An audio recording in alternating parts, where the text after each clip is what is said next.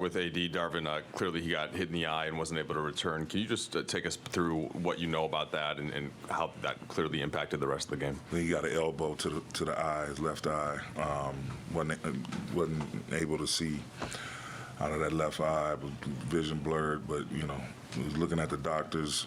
They were working on him from the time he left the floor and went back to the training room up through halftime. So the biggest thing is, just making sure he's okay, and we'll get an update on him pretty soon. And what was your perspective on all of the delays, the reviews, and then the shot clock and just all that, and from just an entertainment standpoint, and then also as somebody trying to play the game? I mean, it's tough. The game, we try to get possessions, you try to get the game back going, and I think it may have been four times where we thought we were going to get it going, and it just still, the shot clock wasn't working. The regular game clock was working, but the shot clock was malfunctioning. So it's hard. Guys stiffen up real quick after playing with such high intensity. And it throws off the rhythm of the game. But, it's out of anyone's control when the computer malfunctions. So it is what it is. Tip your cap to them. They came in and played a hell of a game. Had a couple of different guys step up at different segments of the game. And we had some guys that played well, competed throughout. But some looks we normally make, we missed. Coach, how confusing was it for your team to have to go through all of those inconsistencies and whistles at the end of the contest? It's tough. It's tough because you're figuring out ways, and one of the challenges I think they realized, Brian Hill was on the sideline, so we get 3 points taken away. Clock malfunctions while we about to get a defensive stop. They end up getting 2 points when it should have been a shot clock violation. It's just a lot. And then all the stoppages down the stretch, it's a lot. It throws off the rhythm of the game. And, again, it's out of your control. There's really, the clock operator is looking with his palms to the sky like computers are computers. So it is what it is. Speaking of out of your control, when AD goes out, it sounds like two completely different games. In real time, what was that like trying to make that adjustment? And when did you know for sure he's not coming back? As halftime was winding down, we got the word, but Jack stepped in, played his ass off, played a hell of a game, a lot of energy, rebounded well. It shifts everything. When you lose one of your main pieces, it's going to change your rotation. It's going to change the groups and the lineups that you're accustomed to having out there. It eliminates size. They're a smaller team at the rim, so it takes another 7-footer out of the game for us.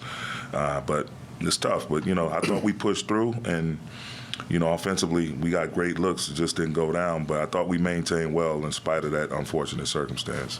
Darvin, a couple for you. Had you seen a situation where a 3-pointer or a 2-pointer was reviewed and the basket was completely taken off the board before? I haven't seen that. I haven't seen that before. Did they give you an explanation as to whether or not your challenge allowed them to look at that, or was that? They said New York looks at everything. Any three that's whatever. That was the explanation I got. That was so that. It is what it is. I mean, it's good to know now how the process goes, but they said it was kind of out of their hands or whatever. But again, their points didn't get taken away because the clock malfunctioned. They continue to play through, but it is what it is. I think at one point earlier this season, LeBron kind of sat in the locker room and was sort of said, like, we can't win without AD. I mean, like, he's that important to us.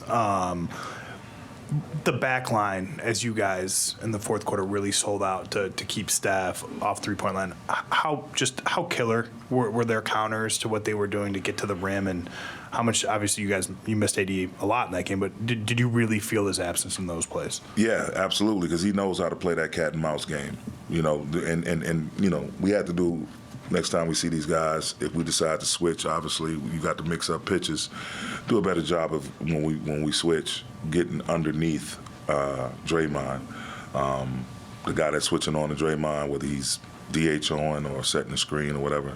Got to do a better job of keep staying in front of him, keeping my body in front of him, and not moving up the floor. If he does get in the pocket, we moved way too high up the floor, and they were able to get some lives. But A knows how to, and Jackson will learn it as well. He does it some, but he'll get much better at it. But A knows how to play that cat and mouse game when you force Draymond into a indecisive floater. But give them credit. They're a championship ball club. They got their core championship players, a lot of other good talent around them, and they made plays. Darvin, there was, from the 1 minute and 50 mark left to go in the fourth to the minute 35 mark between the challenges and the shot clock malfunctions. It took about 15 minutes to play 15 seconds. What did that do to both groups? It felt like I saw some interaction between the players. Like both sides were completely taken out of the rhythm. Whatever competitive juices that were there at the start of it seemed to kind of be gone by that point. Yeah, late to the party too. Someone asked that, but it's okay. You articulated it well. Don't worry about it. He got delayed. He might have been helping with the clock outside. You never know. Nah, it totally takes the air out of the building. They take, people are there. It's a game that's going back and forth. They build a nice cushion for themselves. We dig back into it, and then, we make a big shot, big play. They make big shot, big play. Guys are scrambling, competing their asses off, and then boom, everything just stops. So now, you got the fans getting a little antsy, thus the boos.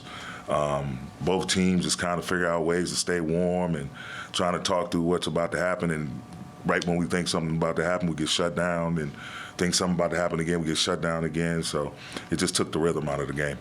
Thanks, Coach. Thank you. That was a really good answer.